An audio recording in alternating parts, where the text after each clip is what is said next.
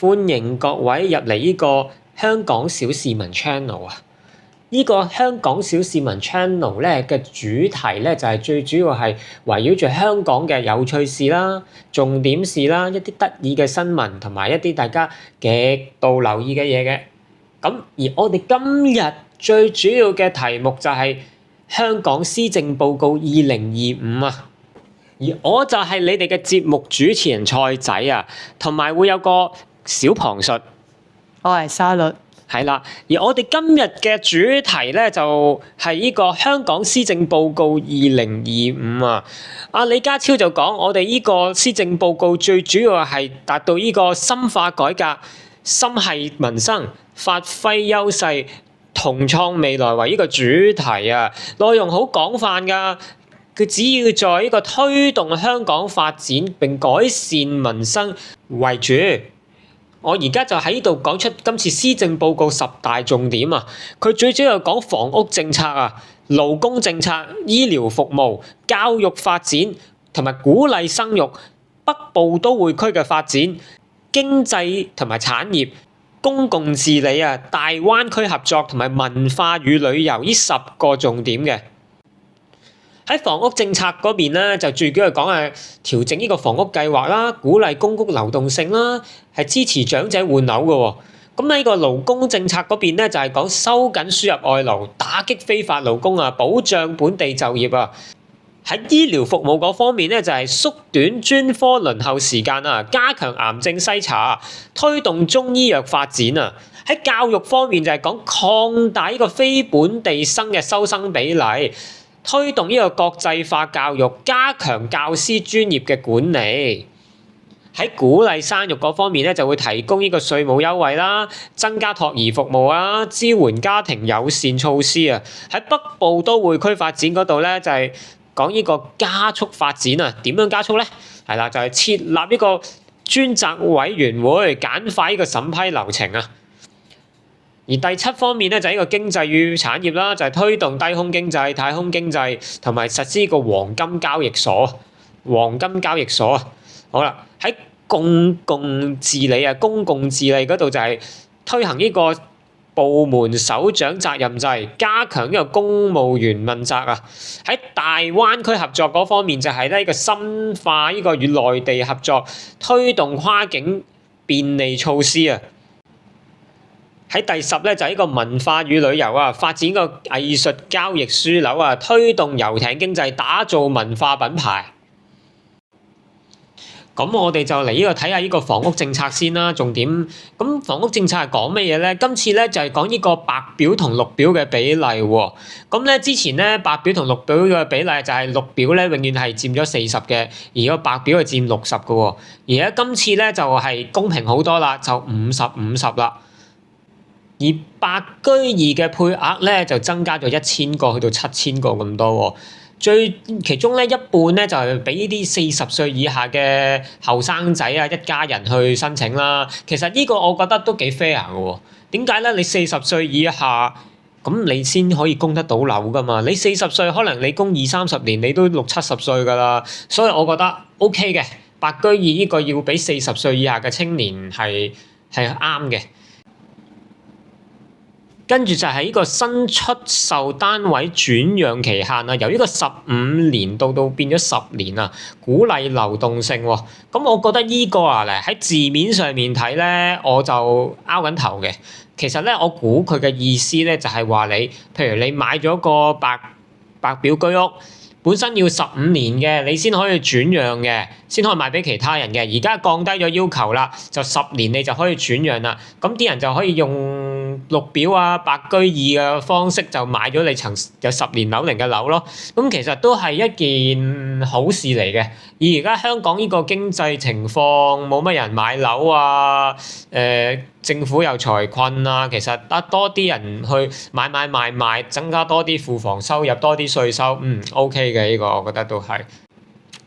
同埋咧，大家如果試過咧申請居屋都知啦，其實你好難申請㗎，都唔係易事㗎。就算你抽白居二啊，都要等一段時間㗎。其實，所以就而家佢咁樣降低咗10年嘅門檻，咁大家有更多機會上車啦。咁之前住咗十年嘅人，可能好多已經發咗達，佢就已經轉咗去買更大嘅私樓咧。咁 OK 㗎，我覺得呢個10年，就算5年，我覺得都 fair 㗎。有錢咪叻啲，咪早啲離開居屋公屋咯，係咪先？我覺得 OK 嘅呢個。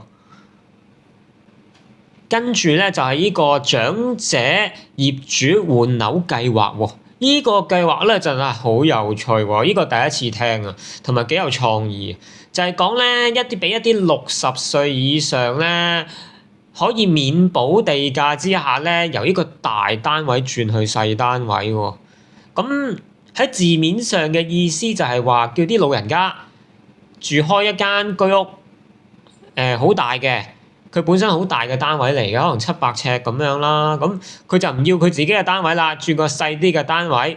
咁政府我相信呢個措施就係佢轉咗個細單位之後，佢兩個單位之間咧有個價值差距㗎嘛。咁就可能政府會補翻嚿錢俾佢啦，令到佢可能佢60歲之後去到80歲、85歲之間呢段時間有啲錢使啊嘛。你知年紀大咗，可能嗰啲退休金都使得好快㗎嘛，有病痛好多嘢都要使錢㗎嘛。咁佢如果咁樣啦，有筆錢可能本來佢而家層樓值600萬嘅，譬如啫，冇咁多嘅而家香港啲樓。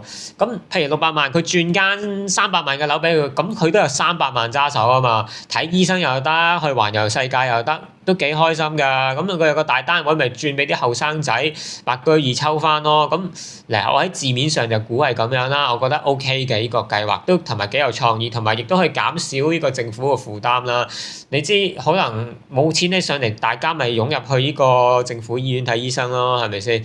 但係其實床位又有限，資源又有限啊！如果你有幾百萬喺身嘅，咁可能啲老人家亦都可以去翻啲私人醫院啊睇醫生都 OK 㗎。咁我覺得係減輕咗政府好多負擔嘅，即係唔好話一定入醫院啦，有時可能老人家有幾百萬喺手，可能唔好話咁多啦，百零萬喺手都好啦，買多啲補品食，買多啲 supplement 啊，請個護理同你做下運動啊，即係請個健身教練啊，同你教下你體操啊，學下啲晨運操啊，咁起碼你身體都健康啲啊，有錢個人就健康㗎啦，正所謂。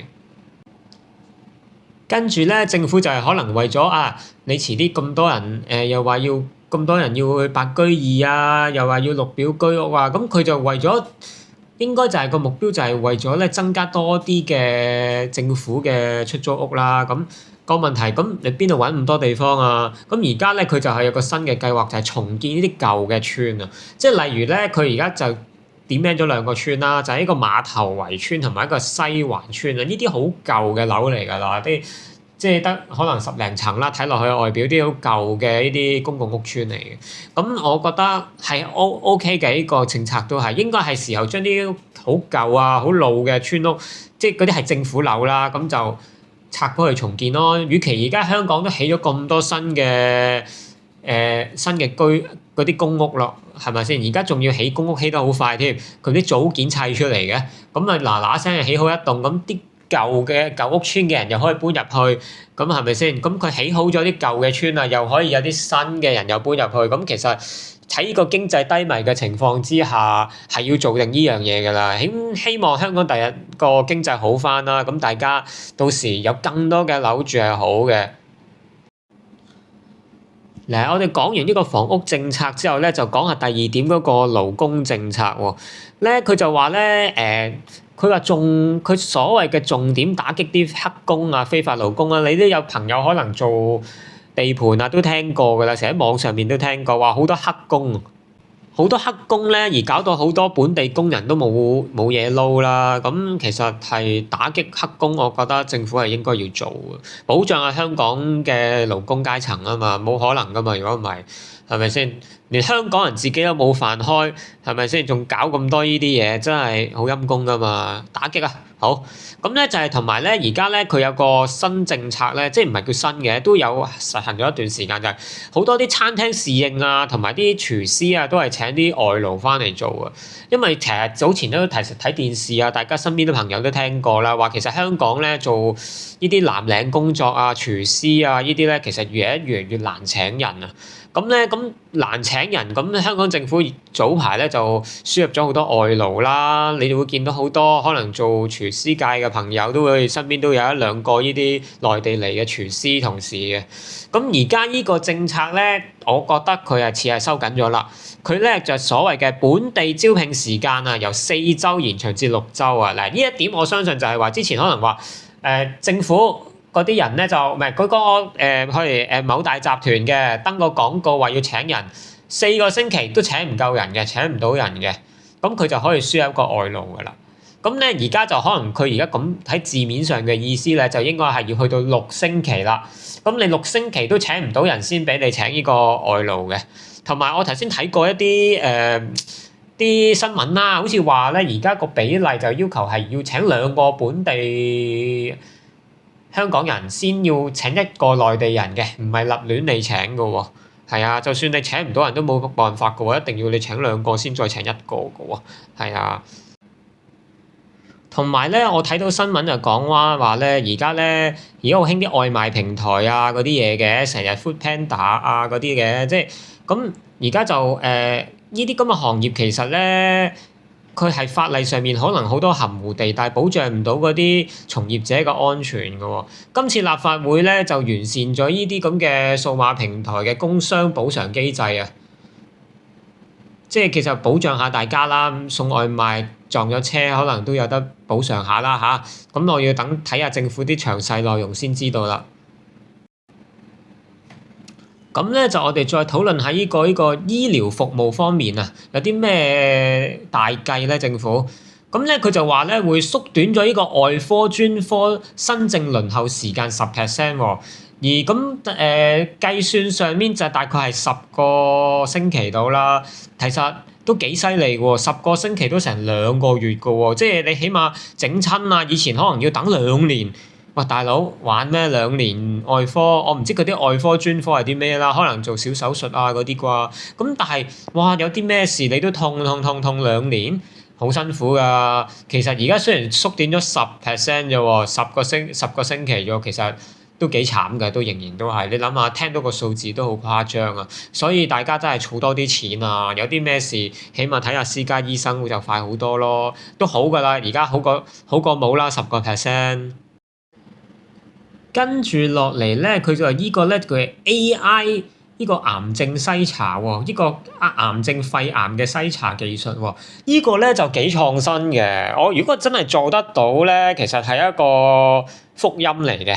即係你如果以字面去睇啦，咁你有時人肉眼睇唔到嘅嘢，電腦會睇得到㗎嘛？即係可能佢睇咗張肺片嘅，就覺得醫生睇唔到有陰影，但可能 AI 見到喎，可能 AI 就會俾咗啲數據 AI 啲血壓啊所有嘢，發覺 AI 原來覺得有問題嘅，咁 AI 會第一個知比人更敏鋭同埋更數據化咧，佢會可能即刻就會佢可能睇咗1萬個病人，佢即刻會知道邊個有潛在風險嘅。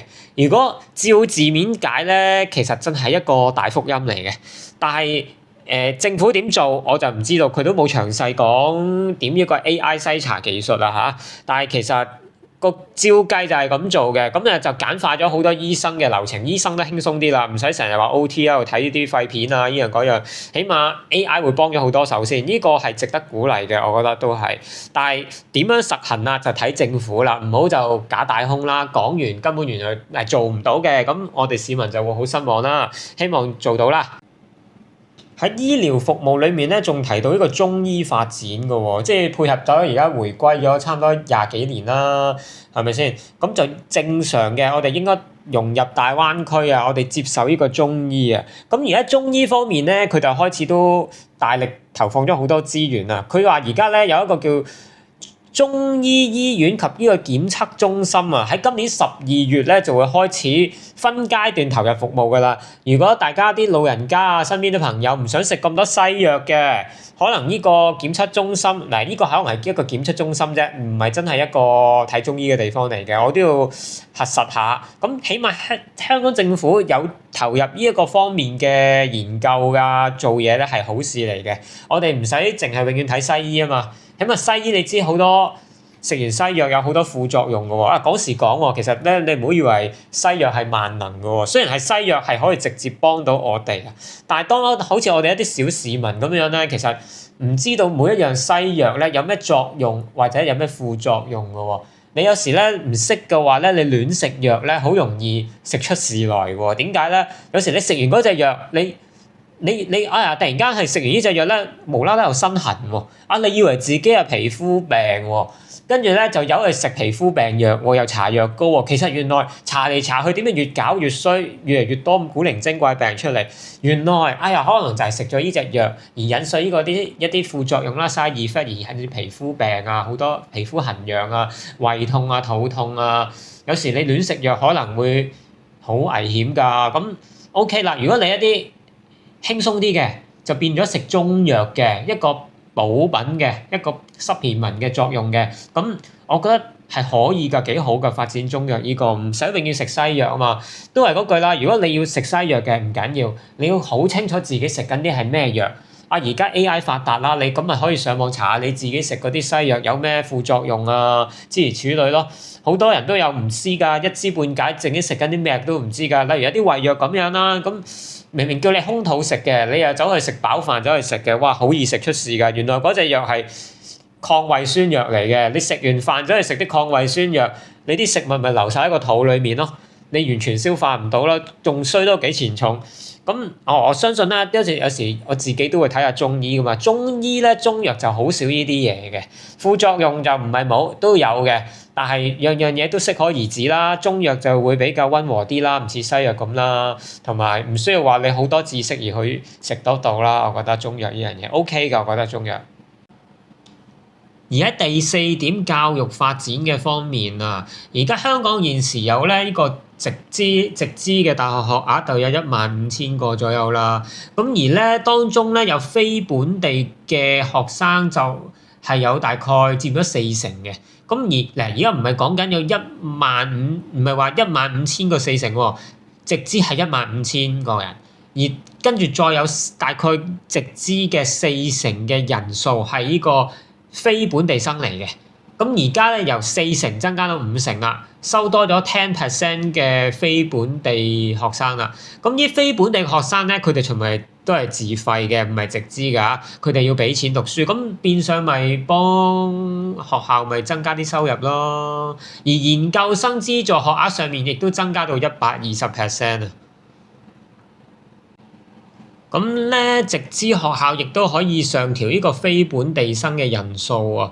即係其實曾經咧睇啲新聞講咧，又話有好多啲非法辦學嘅人咧，就招攬啲內地人嚟讀書，俾啲文憑佢哋噶嘛。咁未必係合法嘅呢啲，但係就而家咧就有啲直資學校咧，亦都可以上調佢嗰個非本地生人數，係大大幫助咗呢啲事唔會再發生咯，好咗好多噶啦，咁樣就。跟住咧就咧話呢個研究引入呢個教師執業制度啊，教師執業證書制度啊，同埋呢個制度我係大力支持㗎，因為佢咧呢個制度咧佢係會攞呢個證書，啲老師去攞呢個證書咧，佢要 keep 住去攞去更新呢個去 update 呢個證書嘅，唔係話你考完一次就唔使考，佢要定期去考試嘅。咁我好支持呢個制度，點解咧？因為其實好多老師咧，可能喺間學校教咗幾十年書。20-30年、30-40年書，其實佢係冇接觸過外界㗎，即係佢其實唔知道出邊發生咩事，因為佢好忙碌㗎嘛。你知教書又要改卷，又要準備考試，好多嘢，時間好快咁過咗幾十年，但係其實唔知道呢個世界變化好大嘅。但係如果你不停有唔同嘅教程俾佢哋，等佢學多啲嘢，與時並進嘅電腦啊、AI 啊、世界時局做緊啲乜嘢啊，即係知道下國家嘅航天科技發生咩事啊，晶片究竟去到點樣啊？我覺得呢啲嘢係要老師會知嘅。如果你老師唔知，咁點教得出一個好嘅學生咧？係咪先？咁原來佢淨係教緊啲70年代、80年代嘅嘢嘅、90年代嘅嘢嘅，其實個學生咪變咗好唔與時並進咯。咁我覺得教書依樣嘢咧，教師依個證書要 update，不停去考試係應該嘅。咁如果你唔 update 嘅，咁啲學生去睇 AI 教學都得啦，佢仲叻過你，聰明過你，係咪先？佢又資訊多過你，咁我做咩要跟一個老師去學習咧？係嘛？咁我就請個人翻嚟教我啲學生去品德就得啦，係咪先？所以我覺得呢個證書制度係 update 係好嘅，冇理由俾個 AI 叻過你噶嘛。所以我好支持呢個教師呢個證書制度嘅，不停去更新。跟住咧，佢亦都會咧有呢個叫做大學城計劃喎。喺個咧北部都會區咧就會發展呢個大學城啊。咁咧，呢個大學城咧個位置就係會喺咧洪水橋啊、牛潭尾啊、新界北一啲新市鎮嗰邊做嘅。佢應該咧就個計劃就好龐大嘅，呢個應該係一個概念嚟嘅，未咁快實行啊，我相信啊。但係佢已經係做到準備咯，即係例如佢會整一啲科研中心啊、咩生命科技發展啊，即係醫院啊，咁咧佢就會研究一整體咧點樣配合去發展成個大學城區嘅。佢除咗讀書做研究之外，亦有好多啲科學中心咁樣，令到即係比規模應該會比而家香港啲中文大學、香港大學更大㗎啦。呢個係個宏願咯，係個宏景咯，即係個望就咁望嘅，就唔知未來係點發展啦。因為都好長遠㗎，咁佢都係講緊喺2026年發展。2028年就係牛潭尾村，2030年就係新界北提供呢啲咁嘅土地，咁都幾長遠嘅，可能佢每年都會 update 㗎啦呢啲。跟住咧就去到第五點啊，鼓勵生育啊。咧而家咧生細佬哥咧，你每年咧你每一個細路仔其實就享有呢個26萬元呢個免稅額嘅。咁你生一個你兩夫婦咁，你咪揾到每年揾26萬嘅以下嘅，你咪免稅咯。但係如果你生兩個咁，你就52萬㗎咯喎。咁其實係有幫助嘅。咁每年交少千幾2000蚊稅都開心啦。如果係咪先？咁喺另外一方面咧，就增加呢個幼兒服務喎。喺未來3年會增加1500個名額啊！即係咩嚟嘅咧？呢個喺報紙就所講咧，就會增加啲幼兒託管中心啦。咁有啲照顧啲0至3歲嘅細路仔喎，幫你。即係可能你要翻工嘅，咁你咪唔需要請工人啦。咁你可以就擺喺呢啲幼兒託管中心度幫你照顧啲細路仔。咁佢哋有專業嘅人士幫你去照顧嘅。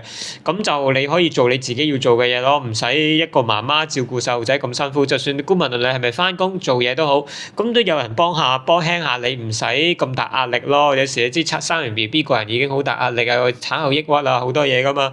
咁有人幫你照顧下嘅，減輕咗嘅 OK 嘅，其實係真係1500個名額多咗係可以嘅，同埋亦都會擴充呢個咧課後託管服務啊。以前咧有限名額嘅，而家亦都唔限名額啦，就會逐步實施㗎。即係你個細路仔放咗學去啲託兒中心去照顧下佢嗰啲啦，應該就係啦。去到第6點啊，呢個北部都會區發展嘅方面啊，阿特首咧就會話親自帶隊喎，咧制定呢個發展模式啊，即係佢諗住要用佢嚟去做主導啦，去發展呢個北部都會區係重中之重嘅。相信佢喺政府嘅角度嚟講，因為佢都好落力製造咗好多啲法律啊法案，係例如簡化咗嗰種批核程序啊，即係以前有好複雜嘅文件處理嘅，要整一塊地，而家佢加快晒啦，同埋加快呢個土地徵收嘅賠償啊，即係你知嗰啲新界北有好多啲原居民噶嘛，咁亦都有好多啲嘅流程要賠錢啊，要轉嚟轉去啊，咁而家佢就加快咗呢個程序啦，用好多呢啲政府嘅方法，同埋有一個好特別嘅名詞啊，叫佢以前咧就係咧叫啲發展商去嗰度招標咧係價高者得嘅，以前香港啲土地，但係佢而家咧都唔咁做啦，用一個新嘅名詞叫產業綁定啊。係咩嚟嘅一個產業綁定？咁咧根據資料顯示，產業綁定呢樣嘢咧就係話，我唔係話你有錢就可以喺度攞塊地去起嘢嘅，你起咩都得，唔係嘅。咁咧你一定要喺呢個位，譬如我呢笪地，我係未來想做高新科技嘅，咁你可能呢個發展商咧係呢層大廈咧嚟做啲 AI 嘅，做啲生物研究嘅，做一啲同科技有關嘅嘢嘅，咁政府就話呢樣嘢對未來香港有發展喎，未來呢啲高新嘅科技有發展喎，唔係因為你有錢而俾你喺度起樓，係因為你對香港未來會有貢獻，所以我先就喺度俾呢個批俾你喺度起嘢。咁其實我覺得好支持呢個方法嘅，即係唔係話你有錢就喺度起笪唔知咩100層高嘅住宅，咁對香港未來未必有好處嘅喎，係可以嚟炒樓。但係而家香港你睇到大灣區嘅形勢都唔係以炒樓為重啦，咁而家反而呢個知識科技係行先嘅，所以其實呢個都係與時並進嘅一個政策嚟嘅。而第7點就係呢個經濟與產業啊，而呢度咧就會講緊嘅係一個推動呢個低空經濟一個發展喎。咁咧政府咧就設立咗呢個叫做監管沙盒嘅嘢啊，就係令到業界咧更容易推動呢個低空經濟啊。例如咩叫監管沙盒咧？就係講緊咧譬如政府現有嘅框架之下，你真係唔可以將啲嘢喺個天空亂咁飛噶嘛，有好多條例之下可能會犯法噶喎。但係個問題有呢個監管沙盒之後咧，佢就會即係一個發展商呢間公司就會製造一個低空經濟，就會去跨過呢啲咁嘅法律，就可以令到你可以用自己一個最安全、最穩定嘅方式去實現呢個低空嘅飛行。即係例如佢遇到意外應該點咧？遇到意外整到人點樣賠償咧？保險即係如果遇到損壞要係點樣維修咧？係政府同埋呢個發展商去合作去協調，去點樣令到呢個低空經濟係做得更好嘅？呢個就係呢個監管沙盒嘅作用啦，即係會加快個流程，唔需要慢慢喺個條例上面慢慢研究啦。我直情俾個地方你實現呢個試點去做呢個跨空經濟嘅。即係佢跨境經濟又梗係有物流啊、載人啊、跨境嘅載人啊、跨境嘅物流啊，有好多。即係佢之前就係可能喺科學園將啲飛機飛嚟飛去咁樣，就係一個試點。而家就唔係啦，直情係跨境嘅，係研究啲更複雜嘅載人啊、運送物流啊，好多種唔同嘅方法嘅低空經濟嚟試下。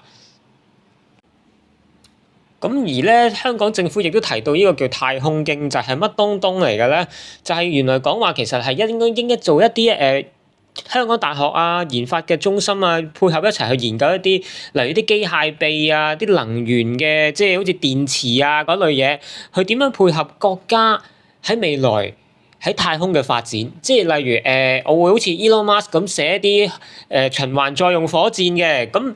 香港政府嘅大學同埋研究人員點可以配合佢哋咧，去做一啲邊一個零件細部件嘅研發咧？咁呢個亦都香港有啲公司係做呢啲嘢嘅。咁點樣配合未來法律去點做咧？如果未來低空經濟即係唔係低空經濟，應該叫低軌衛星，好似 Elon Musk 嗰啲星鏈咁，將會中國未來有自己嘅星鏈之後，6G 點樣推動咧？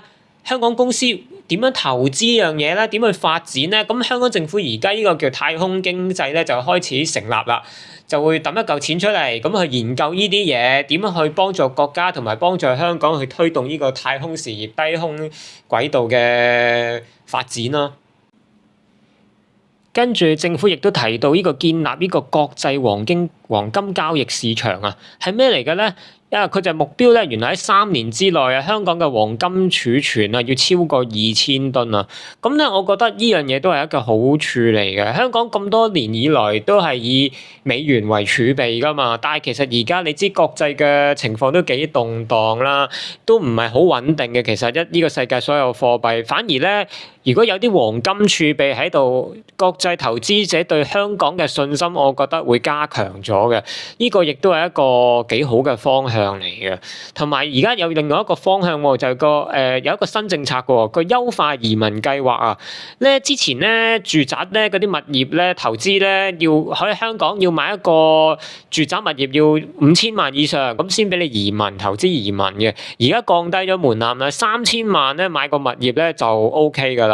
咁佢投資移民嚟㗎嘛，佢亦都係有啲算入一個非住宅物業嘅。但係咧以前咧非住宅物業可能你買個寫字樓工廈啦，我估啦應該係呢啲就係非住宅物業啦。